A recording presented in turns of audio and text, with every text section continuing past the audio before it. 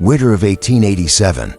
The blizzard howled through Wyoming territory like a banshee's cry, claiming lives and breaking hearts. At the lonesome train station in Cheyenne, a woman sat frozen on a wooden bench, her breath forming white clouds in the bitter air. She clutched a small leather bag containing everything she owned. $3, a faded photograph, and a heart full of dreams that seemed as cold as the night itself. What happened next would becometh most talked about love story. From the Colorado River to the Canadian border, changing to lives forever and making history in the untamed American West.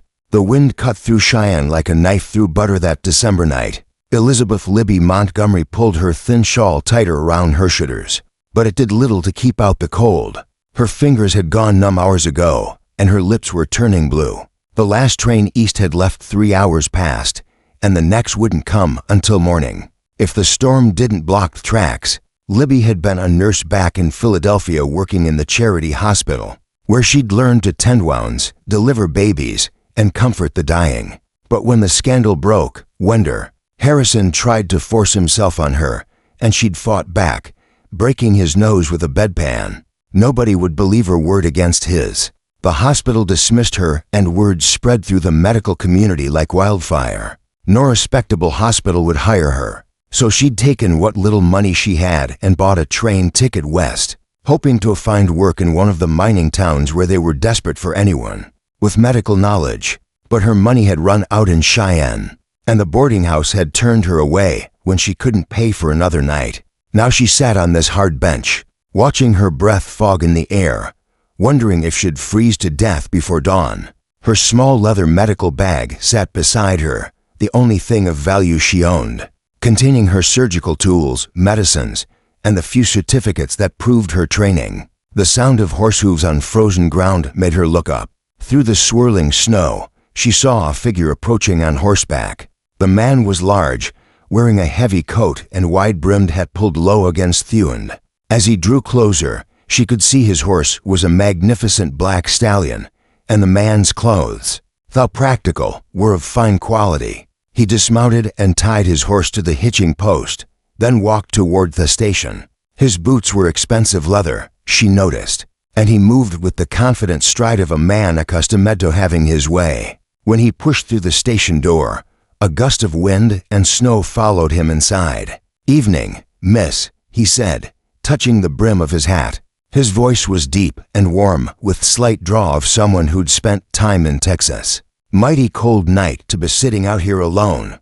Libby tried to speak, but her teeth were chattering too hard. She managed a small nod. The man studied her with concerned eyes. He was perhaps 30 years old with dark hair and a mustache, and despite the rough weather, he was clean-shaven and well-groomed. His face was weathered from years in the sun, but his eyes were kind. "Name's Jack Thornton," he said, pulling off his gloves. "I own the Double T Ranch about 20 miles north of here. Been in town on business and was heading home when I saw you through the window." He noticed her medical bag in the way she was dressed. Her clothes were quality but worn, and she had the bearing of an educated woman, despite her obvious poverty. "Are you a doctor, miss?" he asked gently. "Nee, nurse," Libby managed to say through chattering teeth. "Elizabeth Montgomery from Philadelphia." Jack's eyes widened. A trained nurse was rarer than gold in Wyoming territory. Most towns were lucky to have a barber who could pull teeth and set bones.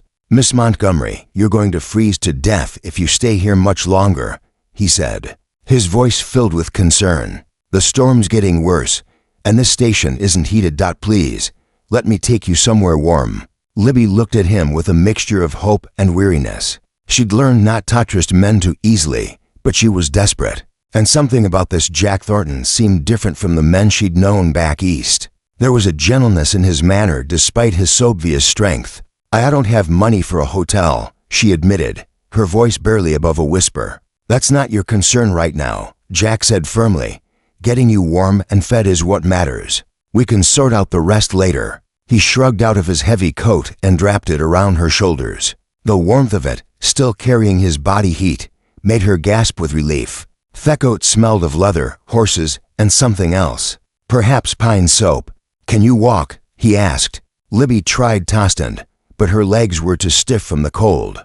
Without hesitation, Jack scooped her up in his arms, her medical bag included. She was light as a feather, he thought, and trembling like a leaf in a windstorm. "The hotel's just across the street," he said, carrying her toward the door. "We'll get you warmed up and fed, and then you can tell 'em what brings a trained nurse to Wyoming territory in the middle of winter." As they stepped out into the storm, Libby found herself pressed against Jack's chest, his strong arms holding her securely. For the first time in months, she felt safe. She didn't know this man, didn't know his intentions, but somehow she trusted him. Maybe it was the desperate situation, or maybe it was something in his eyes, a kindness hadn't seen in far too long.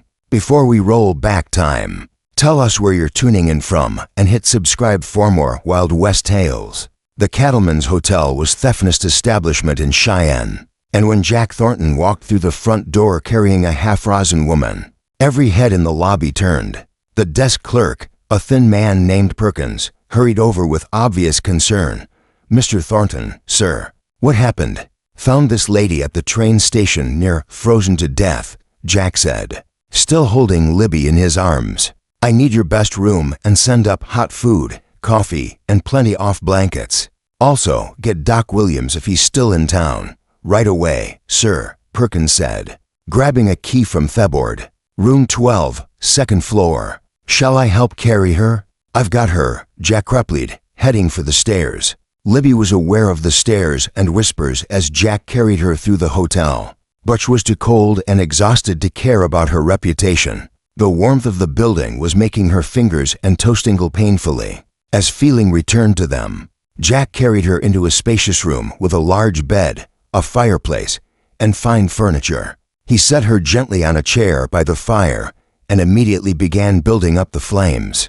"The hotel will send up some ladies' clothes," he said, not looking at her as he worked with the fire. "Yours are damp from the snow. We need to get you warm and dry." A knock at the door announced the arrival of hot coffee, soup, and blankets. Jack tipped the boy generously and sent him away, then poured Libby a cup of coffee with hands that were surprisingly gentle for their size. "Drink this slowly," he said, wrapping a blanket around her shoulders. "Too much heat too fast can be dangerous." Libby sipped the coffee gratefully, feeling warmth spread through her chest. "You seem to know something about medicine yourself," she observed, her voice growing stronger. Jack smiled. "You learn a few things running a ranch. Men get hurt, animals get sick, and the nearest doctor might be 100 miles away." He pulled up another chair and sat across from her. "But I'm no trained nurse. What brought you west, Miss Montgomery, if you don't mind my asking?" Libby studied his face in the firelight. He had honest eyes, she decided, and after what he'd done for her tonight, he deserves some explanation. "I worked in a hospital in Philadelphia," she said carefully. "There was trouble. A doctor wouldn't take no for an answer. When I defended myself, I was dismissed. No hospital back east would hire me after that." Jack's jaw tightened, and she saw anger flash in his eyes. "A man forced himself on you." "He tried to," Libby said. "I broke his nose with a bedpan." Despite the serious nature of the conversation, Jack's mouth twitched with the hint of a smile. "Good for you. I hope it hurt." "It did," Libby said, and for the first time in months, she almost smiled, too. "But it cost me my career. I thought maybe in the West where doctors are scarce, my past wouldn't matter so much. It doesn't," Jack said firmly. "Out here we judge people by what they do, not by the lies told about them back east. A trained nurse is worth her weight in gold in this territory." Another knock interrupted them, and a hotel maid entered with an armload of women's clothing. "Begging your pardon, sir, but these are the finest we have. Mrs. Patterson and roommate donated them," she said. "Any woman caught in this storm deserves all the help we can give." "Thank Mrs. Patterson for her kindness," Jack said, standing. "I'll wait downstairs while Miss Montgomery changes." Thornton," Libby called as he reached the door. "Why are you helping me?" "You don't know me." Jack paused, his hand on the doorknob. "Maybe because I know what it's like to be alone in the world," he said quietly. "And maybe because I've been praying for someone like you to come along. Someone like me, a healer." He said, "Marriage hands get hurt regular, and I've lost good men because there was no one to tend them properly. But more than that, he turned to face her fully. I've been looking for someone special, someone with strength and courage. Someone who'd break a man's nose rather than let him take. With that, he left the room, closing the door gently behind him. Libby sat by the fire staring at that closed door. She'd expected many things when she came west, but she'd never expected to meet a man like Jackson Thornton, rich enough to own his own ranch, kind enough to help a stranger, and respectful enough to leave her Alanetto change clothes without being asked. She looked at the clothes the maid had brought, a simple but well-made dress off blue wool, undergarments, stockings, and even a pair of boots that looked like they might fit. As she changed out off her damp travel-stained clothes, she couldn't help but wonder what tomorrow would bring. For the first time since leaving Philadelphia, she felt a spark of hope. Libby woke to sunlight streaming through the hotel window and the distant sound of voices from the street below. The storm had passed, leaving the world covered in pristine white snow. She'd slept better than she had in weeks, warm and safe for the first time since leaving Philadelphia. A soft knock at the door made her sit up. "Miss Montgomery, it's Jack Thornton." "Just a moment," she called, quickly braiding her long brown hair and smoothing the borrowed dress. When she opened the door, she found Jack standing in the hallway with a breakfast tray. "Morning," he said with a smile that made her heart skip. "Thought you might be hungry. How are you feeling?" "Much better, thank you," she said, stepping aside to let him enter. "Mr. Thornton, I don't know how to repay your kindness, Jack," he corrected, setting the tray on the small table by the window. "And you don't owe me anything, though I was hoping we might talk about your plans." They sat across from each other as Libby ate the hearty breakfast of eggs, bacon, biscuits, and jam. The food was delicious, and she realized how long it had been since she'd had a proper meal. "I don't have many plans," she admitted. "I was hoping to find work in one of the mining camps, but I'm not sure how to get there, or even which camps might need a nurse." Jack leaned back in his chair studying her. "Mining camps are rough places for a woman alone. Dangerous, too. Most of those men haven't seen a decent woman in months, and they don't always remember their manners. I can take care of myself," Libby said with quiet determination. "I'm sure you can," Jack agreed, "but there might be another option. My ranch covers 50,000 acres, and I employ about 60 men year-round. During roundup and branding season, that number goes up to nearly 100. These men work hard and get hurt regular. Broken bones, cuts, burns, snake bites, you name it." Libby sat down her coffee cup, interested. "You're offering me work. I'm offering you a position as the ranch's nurse," Jack said. "Good pay, comfortable quarters, and all the medical supplies you need. You'd have your own cabin near the main house, and Cookie, that's our cook, would make sure you're well fed." It sounded almost too good to be true. "What would you expect in return?" Jack's expression grew serious. "Honest work for honest pay. 10. The men when they're hurt, help with difficult births among the livestock when needed, and maybe teach some of the hands basic first aid. Nothing more than that. And you'd expect nothing personal." Understanding dawned in Jack's eyes. "Miss Montgomery Libby, I'm not the kind of man who'd take advantage of a woman's desperate situation. If something personal were to develop between us, it would be because you both wanted it, not because you felt obligated." Libby studied his face, looking for any sign of deception. Buffett's eyes were clear and honest, and everything about his behavior since finding her had been that of a gentleman. "How far is your ranch?" "Sheest, 20 miles north. It's called the Double T after my initials, Jackson Thomas Thornton. We raise cattle and horses, some of the finest in Wyoming territory. The work is hard but honest, and the men who ride for me are good people." "You said you've been looking for a healer. Haven't you tried to hire a doctor?" Jack laughed, but there was no humor in it. "I've tried. Posted notices in newspapers from Denver to Kansas City. Most doctors want to practice in towns where they can build a profitable practice, treating wealthy patients. Ranch work is too uncertain, too dangerous, and not profitable enough for most of them. But you'd hire a woman. I'd hire anyone with the skills and courage to do the job," Jack said firmly. "Out here, we care more about what a person can do than whether they wear pants or a dress." Libby considered Theophor. It was better than anything she dared hope for, but it seemed too perfect. There had to be a catch. What aren't you telling me? She asked. Jack smiled appreciatively. Smart as well, Askild. All right, here's the truth of it. The Double T is a working ranch, not a fancy estate. The winters are hard, the summers are hot, and we're 20 meters from the nearest town. You'd be the only woman on the ranch most of the time, except for Cookie's wife, Martha, who helps in the kitchen. It can be lonely. I've been lonely in cities full of people. Libby said quietly. At least ranch loneliness would be honest. There's something else, Jack continued. I'm not just the owner of the Double T. My family has money, quite a bit of it. My father made a fortune in shipping before the war, and I've done well with investments in addition to the ranch. Some people might say you're trying to catch yourself a wealthy husband. Libby's chin came up defiantly. Let them say what they want. I know my own heart and intentions. I believe you do, Jack said softly. But I wanted you to know what you might be walking into. They sat in comfortable silence for a moment, watching the snow-covered street through the window. Finally, Libby spoke. When would you want me to start? Jack's face lit up with a smile that transformed his weathered features. Does that mean you'll take that position? It means I'll try it. Libby said carefully. If it doesn't work out for either of us, I'll move on with no hard feelings. Fair enough, Jack said, standing and extending his hand. Welcome me to the Double T, Nurse Montgomery. As Libby shook his hand, she felt a spark of electricity pass between them. From the look in Jack's eyes, he felt it, too. This job might be more complicated than she'd thought, but for the first time in months, she was looking forward to the future. The ride to the Double Trench took 3 hours through snow-covered countryside. That took Libby's breath away.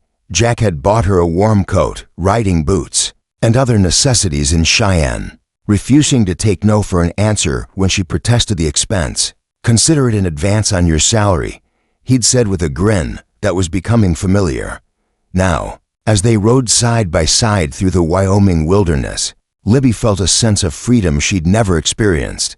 Back east, the landscape was vast and beautiful, with snow-capped mountains in the distance and endless sky overhead. Jack pointed out landmarks along the way, a creek where they watered their horses, a grove of cottonwood trees that provided shelter during summer roundups, and finally the boundary markers of the Double T. There she is, Jack said with obvious pride as they crested a hill. Libby gasped at the sight below them. The Double T ranch sprawled across a valley like a small town. The main house was large and well-built, constructed of logs and stone with a wide front porch. Nearby stood a bunkhouse, stables, corral, a blacksmith shop, and various other outbuildings. Smoke rose from several chimneys, and she could see men working despite the cold weather. It's beautiful, she said honestly. Wait until spring, Jack replied, when the grass is green and the wild flowers are blooming. There's no prettier sight in all of Wyoming. As they rode into the ranch yard, men began emerging from various buildings to greet them. Word of Jack's mission to town had obviously spread, and they were all curious about the woman riding beside their boss. Boys, Jack called out as he dismounted. I want you to meet Miss Elizabeth Montgomery. She's our new nurse. A cheer went up from the assembled men, and Libby felt her cheeks green. One grizzled cowboy with gray whiskers stepped forward. Name's Tom Bradley, miss. I'm the foreman here. Can't tell you how glad we are to have a someone with medical training on the ranch. Thank you, Mr. Bradley, Libby said as Jack helped her down from her horse. I hope I can be of help. Oh, you will be, said another man with a bandaged hand. I cut myself on some barbed wire yesterday, and it's been painting me something fierce. I'll take a look at it after I get settled, Libby promised. Jack led her toward a small but well-built cabin about 50 yards from the main house. This will be your home, he said, opening the door. The cabin was simple but comfortable with a main room that served as both living area and office, a small bedroom and a kitchen with a wood stove. A fire had already been lit in the fireplace, and the rooms were warm and welcoming. Cookie's wife Martha stocked the kitchen with supplies, Jack explained, and I had some of the boys bring over furniture and linens. If you need anything else, just let me know. Libby walked around the cabin, touching the simple wooden furniture and admiring the view from the windows. One looked toward the mountains, another toward the main house and ranch buildings. It was perfect. "There's one more thing," Jack said, leading her to a room she hadn't noticed. "I thought you might need this." He opened the door to reveal a fully equipped medical office. There was an examination table, cabinets full of supplies, surgical instruments, and medicines. Everything was clean and well organized, better equipped than some hospitals she'd worked in back east. "Jack," she breathed, overwhelmed. "This must have cost a fortune." "A good nurse's worth of fortune," he said simply. "Besides, I ordered most of this months ago, hoping I'd eventually find some Netto use it." Libby felt tears prick her eyes. After months of rejection and hardship, this kindness was almost too much to bear. "Thank you," she whispered. "Don't thank me yet," Jack said with a smile. "Wait until you've seen what some of these cowboys can do to themselves. You'll earn every penny off your salary." As if to prove his point, there was a knock at the door. Tom Bradley entered, supporting a young cowboy who was hopping on one foot. "Sorry to bother you, miss, but Billy here just got stepped on by his horse," Tom said. "Bring him into the medical room," Libby said, immediately shifting into professional mode. "Let's get that boot off and see what we're dealing with." As she examined Billy's injured foot, bruised, but not broken, thankfully, Libby was aware of Jack watching from the doorway. When she looked up after bandaging the foot and giving Billy instructions for care, she found him smiling. "What?" she asked. "Nothing," he said. "Just thinking that this might work out even better than I hoped." That evening, after treating 3 more minor injuries and meeting most of the ranch hands, Libby sat in her new cabin trying to process everything that had happened. 2 days ago, she'd been freezing and penniless at a train station. Now, she had a job, a home, and the respect of the men she'd be working with. And then there was Jack Thornton himself. He was nothing like the men she'd known back east, neither the refined but weak gentlemen of society, nor the crude men who'd tried to take advantage of her vulnerability. Jack was strong but gentle, wealthy but unpretentious, and treated her as an equal while still being protective. A soft knock at her door interrupted her thoughts. When she opened it, she found Jack standing on her porch with a steaming cup in his hands. "Thought you might like some hot chocolate before bed," he said. "Martha makes the best in Wyoming territory." "That's very thoughtful," Libby said, accepting the cup gratefully. "Would you like to come in for a few minutes?" Jack hesitated. "I didn't want to compromise your reputation." "I think my reputation can survive a brief conversation with my employer," Libby said with a smile. "Besides, who's going to see us way other?" Jack entered and took a seat by the fireplace while Libby settled into the chair across from him. The hot chocolate was indeed delicious, rich, and warming. "How are you settling in?" he asked. "Better than I dared hope," she admitted. "The men have been very respectful. The cabin is perfect, and that medical room is better equipped than some city hospitals." "Good," Jack said, then fell silent, staring into the fire. "What is it?" Libby asked, sensing something troubling him. "I want to be honest with you about something," he said finally. "When I found you at that train station, it wasn't entirely by chance." Libby set down her cup, suddenly wary. "What do you mean?" "So, I'd been in town on business, yes, but I was also making inquiries about finding a nurse or doctor for the ranch. The hotel clerk mentioned that a woman with medical training had been asking about work earlier that day. I went to the station hoping to find you." "So, you knew who I was?" "I knew a trained nurse was supposed to be on the evening train from the east," Jack said. "I didn't know your name or your circumstances until I found you there." Libby considered this. "Why didn't you tell me earlier?" "Because I wanted you to take the job based on its merits, not because you felt obligated to the man who rescued you." It made sense, and Libby found herself respecting him even more for his honesty. "Is there anything else I should know?" Jack met her eyes directly. "Just this, I'm attracted to you, Libby, have been since the moment I saw you sitting in that station. But I want you to know that your job here is secure regardless of your personal feelings toward me. I won't pressure you or make your position here dependent on anything other than your professionals." Kills, Libby felt her heart skip a beat. The attraction was mutual, but she appreciated his straightforwardness. "Thank you for being honest," she said softly. "And for their cord, the attraction isn't one-sided. They looked at each other across the firelight, both aware that something significant was beginning between them, but they also both knew it was too soon, too complicated by their employer-employee relationship. "Well," Jack said, standing, "I should let you get some rest. Tomorrow, Cookie wants to show you around the kitchen gardens, and Martha's eager to give you the full tour of the ranch." "Jack," Libby called as he reached the door, "thank you for everything. I haven't felt this hopeful about the future in a very long time." "Neither have I," he said quietly. And then he was gone, leaving Libby alone with her thoughts in the warm glow of possibility. Spring came early to Wyoming territory that year, and with it, Libby settled into her new life at Double T Ranch. She treated everything from broken bones to snake bites, delivered foss and calves, and even helped Martha in the kitchen garden when her medical duties were light. The Cowboys had come to trust and respect her, often seeking her advice on matters that had nothing to do with medicine. But it was her growing relationship with Jack that occupied most of her thoughts. He was careful to maintain professional boundaries during the day, but their evening conversations on her cabin porch had become a cherished routine. They talked about everything: his dreams for the ranch, her experiences back east, their hopes for the future. One evening in late April, as they sat watching the sunset paint the mountains gold and purple, Jack brought up a subject that had been weighing on his mind.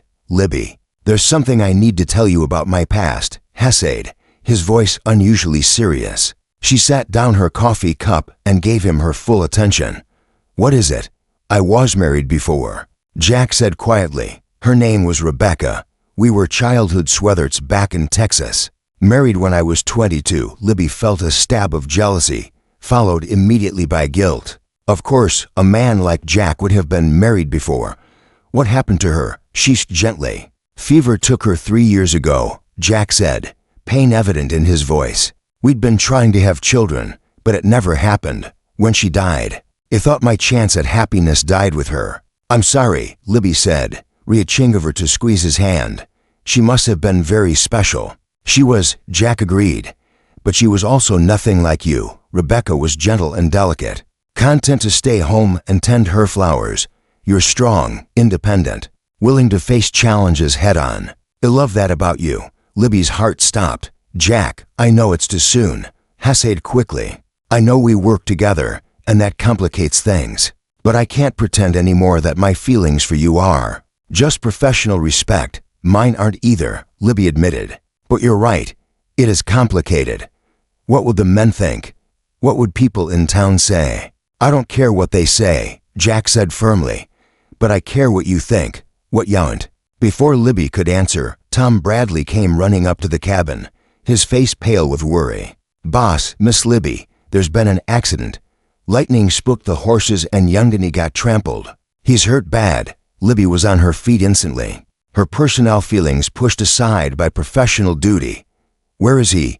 "Bunkhouse," Tom replied. "Cookie and some of the boys carried him there." Libby ran to the medical room to grab her supplies while Jack saddled horses to ride for the doctor in Cheyenne. But when she reached the bunkhouse and saw Danny's injuries, she knew there wasn't time to wait for the doctor. The 18-year-old cowboy was unconscious, his chest crushed, and his breathing labored. Internal bleeding was obvious, and Libby knew she had to operate immediately or lose him. "Clear a table," she ordered the gathered men. "I need lots of light, hot water, and clean sheets." "Tom, I need you to assist me. Miss Libby," Tom said uncertainly. "Shouldn't we wait for the doc?" "He'll be dead before the doctor gets here," Libby said firmly. "I've done this surgery before. We can save him, but we have to act now. For the next 3 hours, Libby worked over Danny's broken body, repairing internal damage and setting bones. The Cowboys watched in odd silence as she performed what seemed like miracles with her skilled hands. When she finally stepped back, exhausted but triumphant, Danny's breathing was steady, and his color had improved. "He'll live," she announced, and the bunkhouse erupted in cheers. Jack, who had returned with the doctor an hour earlier, watched from the doorway with undisguised admiration. When the doctor examined Danny and pronounced Libby's work as fine as any surgeon in Denver could have done, Jack's pride was evident to everyone present. Later that night, after Danny had been moved to the cabin next to Libby's for easier monitoring. She and Jack finally had a chance to talk. "What you did tonight," Jack said as they sat on her porch. "In the moonlight, it was incredible. You saved that boy's life. It's what any trained nurse would have done," Libby said modestly. "No," Jack said firmly. "It's what you did, and it's why I love you." There it was out in the open. Libby looked at this man who had rescued her from freezing, given her a home and meaningful work, and now looked at her as if she were the most precious thing in the world. "I love you too," she said simply. Jack leaned over and kissed her then. Gentle and sweet under thester-filled Wyoming sky. When they broke apart, both were breathing hard. "Miriam, Libby," Jack said. "I know it's fast. I know it's complicated, but I can't imagine my life without you now, Jack." Libby began, but he held up and, "You don't have to answer tonight," he said. "Just promise me you'll think about it." "I will," she promised. Though in her heart she already knew her answer. Word of Jack's proposal spread through the ranch faster than wildfire, and to Libby's surprise, the reaction was overwhelmingly positive. The Cowboys had come to love and respect her, and they could see how happy she made their boss. Even Tom Bradley, initially skeptical about having a woman on the ranch, gave the match his wholehearted approval. "Never seen the boss smile so much," he told Libby one morning as she checked on Danny's recovery. "You're good for him, miss. Good for all of us."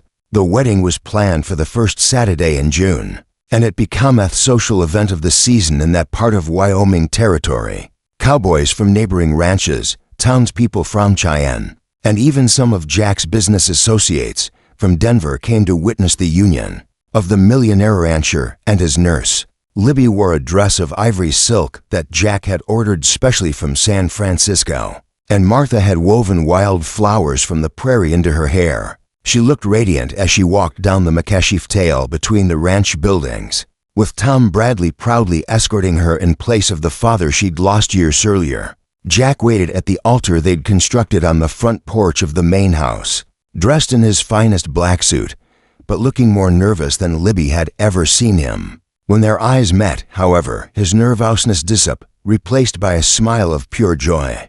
The ceremony was performed by the circuit preacher who traveled through the territory, and his words about love, commitment, and partnership seemed especially meaningful given how Jack and Libby had found each other. "Do you, Jackson Thomas Thornton, take Elizabeth Rose Montgomery to be your lawfully wedded wife, to have and to hold, in sickness and in health, for richer or poorer, for better or worse, as long as you both shall live?" "I do," Jack said firmly, his voice carrying clearly across the assembled crowd. "And do you, Elizabeth Rose Montgomery, take Jackson Thomas Thornton be your lawfully wedded husband, to have and to hold, in sickness and in health, for richer or poorer, for better or worse, as long as you both shall live?" "I do," Libby replied, her voice strong and sure. When the preacher pronounced them husband and wife, Jack's kiss was passionate enough to draw cheers and whistles from the Cowboys. Libby blushed but didn't pull away, secure in the love they shared. The celebration that followed was legendary. Cookie had outdone himself with a feast that included roasted beef, fresh trout, vegetables from Martha's garden, and a three-tiered wedding cake that had been transported carefully from Denver. There was music, dancing, and storytelling that went on well into the night, but perhaps the most meaningful moment came when Danny, still recovering from his injuries, but determined to attend the wedding, stood to make a toast. "To Mrs. Thornton," he said, raising his glass of lemonade. He was still too weak for alcohol. "The woman who saved my life and made our boss the happiest man in Wyoming territory. May your love story inspire generations to come." The crowd erupted in agreement, and Libby found herself crying happy tears as Jack squeezed her hand.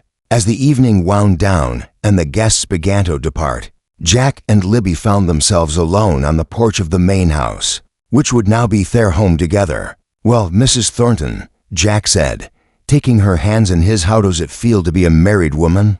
"It feels like coming home," Libby replied honestly. "Like everything that happened Edgar was just preparing me for this moment."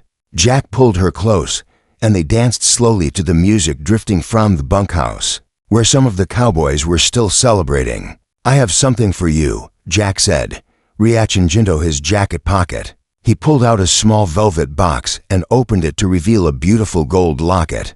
"Jack, it's beautiful," Libby breathed as he fastened it around her neck. "Open it," he urged. Inside was a tiny photograph of the two of them taken earlier that day, and engraved on the opposite side were the words, "Forever and always, JT. Now you'll always have me close to your heart," Jack said softly.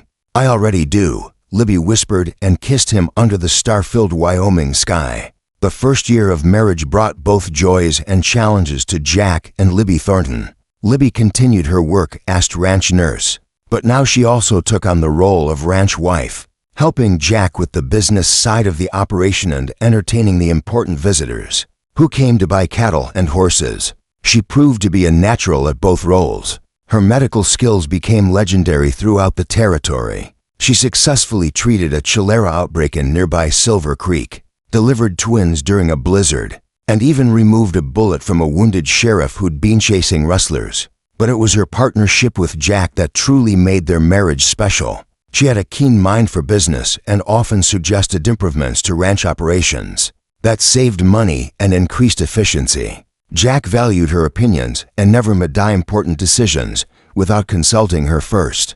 Their love story became the talk of Wyoming territory. Newspaper reporters came from as far away as Chicago to write about the Millionaire Cowboy and his nurse wife. The story of how Jack had found Libby freezing at the train station was rattled around campfires and in saloons from Colorado, Montana. But their happiness was tested when Libby's past came back to haunt them. In the spring of 1889, Harrison, the man who had tried to assault her in Philadelphia, arrived in Cheyenne, claiming to be investigating medical malpractice by unlicensed practitioners. "He's come to cause trouble," Libby told Jack as they sat in their bedroom, reading the telegram that had warned them of Harrison's arrival. "He's never forgiven me for what I did to him."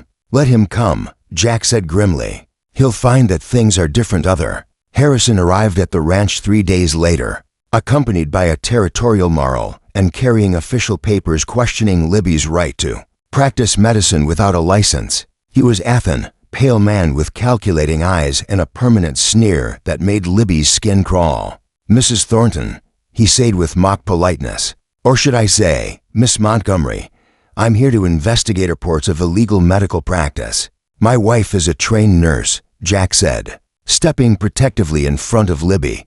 "She has certificates proving her education and experience. Certificates that are meaningless if she's been dismissed from her position for moral turpitude." Harrison replied smoothly, "Did you tell your husband about your behavior back in Philadelphia, my dear?" "I told him about a coward who tried to force himself on me and got his nose broken for his trouble," Libby said, her voice steady despite her racing heart. "Your word against mine," Harrison said with a smile. "And I'm a respected physician while you're just a woman of questionable virtue." That was as far as he got before Jack's fist connected with his jaw, sending him sprawling in the dirt. The marshal reached for his gun, but found himself facing 30 angry cowboys who had appeared seemingly from nowhere. "Now see here," the marshal said nervously. "I'm a federal officer, and I'm a citizen of Wyoming territory," Jack said calmly, though his eyes were blazing with anger. "You want to question my wife's credentials? Fine, let's go to town and have a proper hearing." The hearing was held in Cheyenne's courthouse 3 days later, and it seemed like half the territory showed up to support Libby. Patient after patient testified about her skill and compassion. The doctor from Cheyenne spoke eloquently about her surgical abilities. Even the territorial girl, who had met Libby at a social function, sent a letter praising her contributions to the Torito's medical care. Harrison's accusations fell apart under scrutiny. It was revealed that he had been dismissed from his own hospital position for drinking and incompetence, and that he had harbored a grudge against Libby for years. When Tom Bradley testified about how Libby had saved Danny's life, performing surgery that no one else in the territory could have done, the judge's decision was swift and decisive. "Mrs. Thornton," the judge said, "your service to this territory has been exemplary.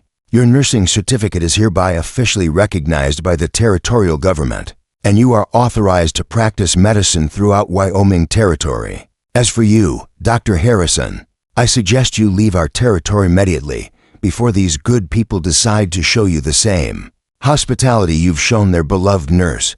Theckert's room erupted in cheers, and Libby found herself swept up in Jack's arms as he spun her round in celebration. "It's over," he whispered in her ear. "He can't hurt you anymore." "We did it together," Libby replied, looking into his eyes. "We can face anything together." That night, as they celebrated with their friends and neighbors, Libby realized that her love story with Jack had become something bigger than just their personal happiness. They had become symbols of the American dream, the idea that in the West people could reinvent themselves, that hard work and love could overcome any obstacle. By 1892, 5 years after their marriage, Jack and Libby Thornton had become one of the most influential couples in Wyoming territory. The Doublet Ranch had expanded to over 100,000 acres, and their cattle and horses were renowned throughout the West. But it was their contributions to the community that really set them apart. Libby had established the first real hospital in the territory, a modern facility in Cheyenne that served patients from hundreds of miles around. She had also started a nursing school, training young women to provide medical care in remote areas. Her innovations in frontier medicine had been written about in medical journals back east, and she had been invited to speak at medical conferences in Boston and New York. Jack had become a political force as well, serving in the territorial legislature and advocating for statehood. He had also invested in railroads, mining, and other businesses that brought prosperity to the region. But perhaps his greatest achievement was the town he had built on the southern border of the ranch, Thornton, Wyoming, complete with schools, churches, shops, and homes for the families of his employees. Their love story had indeed made history, inspiring countless others to take chances on love and new beginnings. But their greatest joy came from the 3 children they had been blessed with. Twin boys born in 1890, followed by a daughter in 1892. Little Thomas and Jackson Jr. were already showing signs of their father's love for the land and their mother's compassionate nature. Baby Rebecca, named for Jack's first wife with Libby's blessing, was the light of their lives. "She's going to be a healer like her mother," Jack said one evening as they watched their daughter sleep in her crib. "Look at those gentle hands, or a rancher like her father," Libby replied with a smile. "Those hands look strong enough to handle horses." "Mababeth," Jack said, pulling his wife into his arms, "in this family, we believe in unlimited possibilities."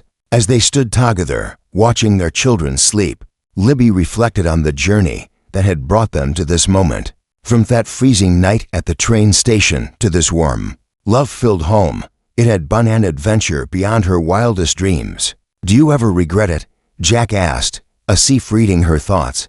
"Leaving Philadelphia, coming west, taking a chance on a rough cowboy?" "Never," Libby said firmly. "That night you found me at the station was the luckiest night of my life. Everything that happened before was just preparing me to be your wife and the mother of your children."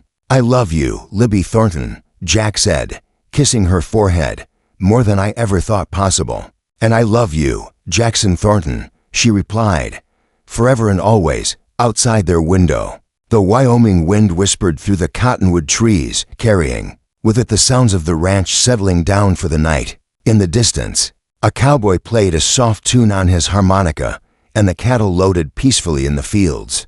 Years later, when historians wrote about the early days of Wyoming, they always included the story of Jack and Libby Thornton, their love story became legend, told and rattled around campfires and in books, inspiring generations of Americans to believe in the power of love to overcome any obstacle. The Double T Ranch continued to thrive under their children's leadership.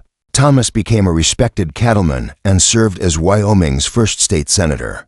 Jackson Jr. became a doctor, following in his mother's footsteps, and established hospitals throughout the growing state. Rebecca married a fellow rancher and raised 6 children of her own, passing down family stories of courage, love, and perseverance. The town of Thornton grew into a thriving city, and the hospital Libby founded became a major medical center.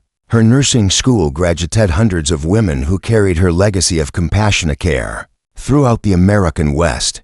But perhaps the most enduring legacy of Jack and Libby's love story was the example they set for others. They proved that Love could blossom in the most unlikely circumstances, that two people from different worlds could build a life together based on mutual respect, shared dreams, and unwavering commitment.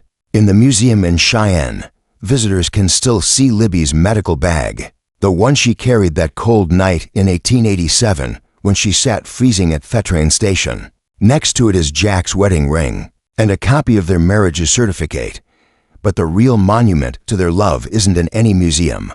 It's in the hundreds of couples who found inspiration in their story, who took chances on love, who built lives together in the American West.